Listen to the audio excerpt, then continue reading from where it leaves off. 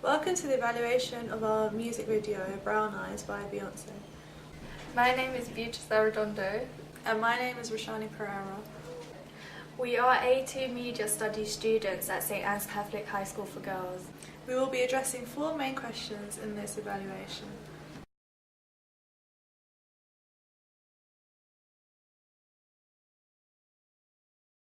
We have developed forms of real media products because our music video is narrative, and a lot of similar videos by Beyonce, for example Fire Boy and Best Thing That I Never Had, they both had storylines to it as well, so we've developed that form. And also other music videos where other artists such as Bow Wow, Like You, or Rihanna's songs, they all have a narrative to it, so in this way we developed the forms of real media products. Our music video starts with a performance where Beyonce sings, well, Hillary, who's supposed to be Beyonce, sings the first line, and this is conventional because in all of Beyonce's music video and many other artists that do similar songs in the genre of R&B/ballads, they all start with performance, so we thought that we'd develop this form and do the same in ours. Initially we didn't have that, we just had the storyline from the start, but then we thought, whilst looking at other music videos of Beyonce and other artists, they don't have this, they start with performance, so we changed it and added lip syncing to the first line, but then we carried on with the storyline afterwards. R&B is a music genre which focuses heavily on labels, big brands, money, and even in the example of Rihanna, Take a Bow, there's a close-up of her watch which shows that there's focus on labels and things like that, so we thought we'd develop this form. And in the beginning scene where Hakan, we take a close-up of his trainers because they're branded, and when there's a close-up of Hakan's face of when he first sees Hillary, there's a close-up of his, not close-up, but the shot is a close-up, but you can see his watch, and we try to focus that, like the costume, we focused it on big brands, and also the car, because in the first time that we did it, we used the Mini, but then the second time we used the BMW, and it shows that because BMW in society has high status, so we thought it would be better to use that car, which is why we used it. We analysed Beyonce's music videos and we realised that she always focuses on herself. There's a lot of focus on herself through performance, and even on her album covers it's always pictures of her, so this is why we, in our music video, our actress Hillary, who's supposed to be Beyonce, we had a lot of focus on her with performance scenes where we changed her costume, we made her stand out, we made her look really like, we tried to make her look like Beyonce as much as we could, because even in her ones, like a lot of the videos performance, it focuses on her. Even if there's a storyline, there's still performance, so this is why we did that in our music video as well. Even though Beyonce has 2 sides, like she has a more like a wild and party side with songs like Who Run the World, but there's also another side to her where she's more emotional with songs like Halo and 1+1, and even in them songs she focuses a lot on herself, so we thought we'd develop this form and also focus on her in our music video. When talking about costume, we always made Beyonce look sexy, we made her stand out. There was a scene where, in the performance scenes, we always used glitter on her shoulders, across this part of her body and her arms, so that when the light reflects off her, it would show that she's shining, it would make her stand out more.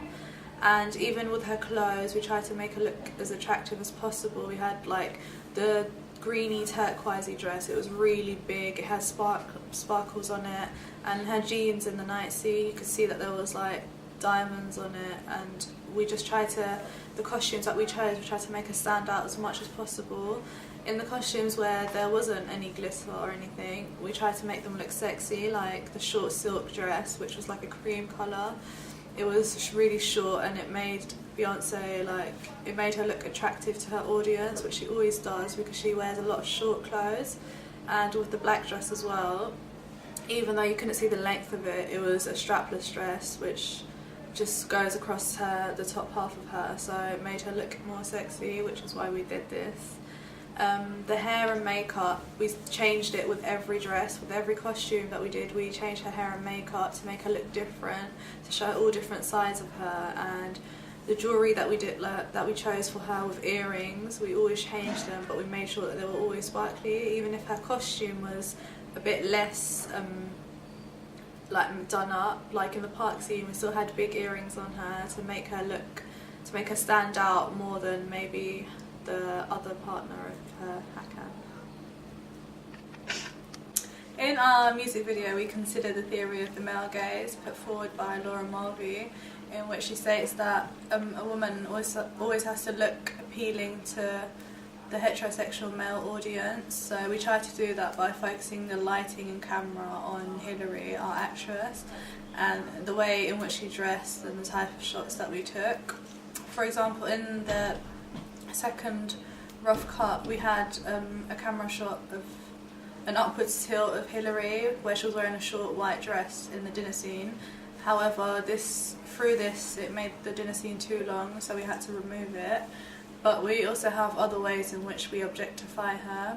For example, in the scene where they first meet, the way Hakan looks at her is like as if she's an object. He wants her, so that's how we try to incorporate the male gaze. And also the fact that she wears red lipstick throughout the whole music video, trying to make her look passionate and just reflecting that it's about love, but it's trying to make her stand out.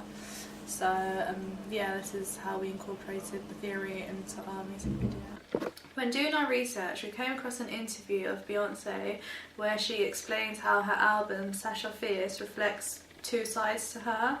I Am being how she really is, the more vulnerable and sensitive side, which conveys all her feelings, and then Sasha Fierce being who she is when she's on stage, the more wild side, the more diva. So we incorporated both of these characters of hers in our music video. When she's performing, she's got a more wild and confident side, but then in the scenes you see the more sensitive Beyonce. So this is how we use both of her in one music video. Well, I started recording the music and I didn't have a concept. I just recorded for almost a year, and I did about 70 songs.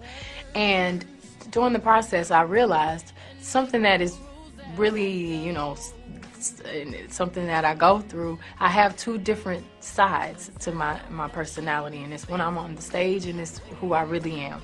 So I decided to give my fans what they want and what they're used to, who is the person in all the videos and the person in Crazy in Love, who is Sasha Fierce. And I also wanted to introduce them to who I am and give them a better, deeper connection to my true feelings and my sensitivity and my vulnerability. The more mature I get, the more I kind of use Sasha Fierce when I'm afraid, or when I need to be strong or a little more tough. So I'm kind of merging the two together. So I named half of it I Am, and I gave them Sasha Fierce. Finally, something which was a challenge to all music videos within the genre of R&B, not only those of Beyonce, was the fact that we used loads of different scenes in our music video. Normally people just use one storyline throughout the whole music video. For example, in the ones that I've mentioned already, such as Take a Bow and Like You by Bow Wow, Teenage Love Affairs by Alicia Keys, they all have one storyline carrying on throughout the whole music video.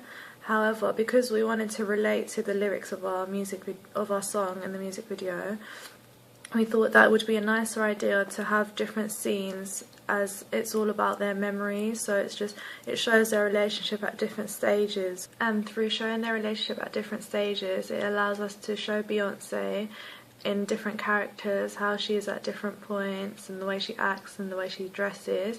So this is why we thought it would be a nice idea to have different scenes, not just one. And it keeps the audience interested, as there's various locations and various things going on. It's just not just the whole storyline going throughout the whole music video. So it's a challenge, but we felt that this worked well. And in the feedback that we carried out, someone actually made a comment on this and said that they liked the fact that there were different locations because they felt that it kept the music video interesting.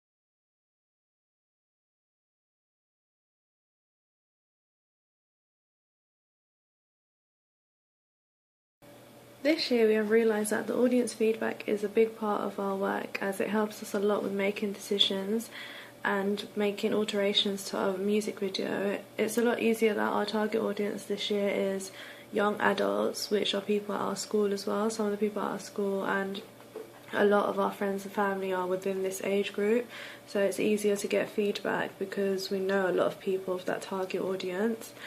And also, through getting feedback from the target audience, we sometimes see that things that we couldn't see that could be altered or improved, they can point out, and then, like, depending on what they say, if it's possible to do so, we can make alterations to better our music video.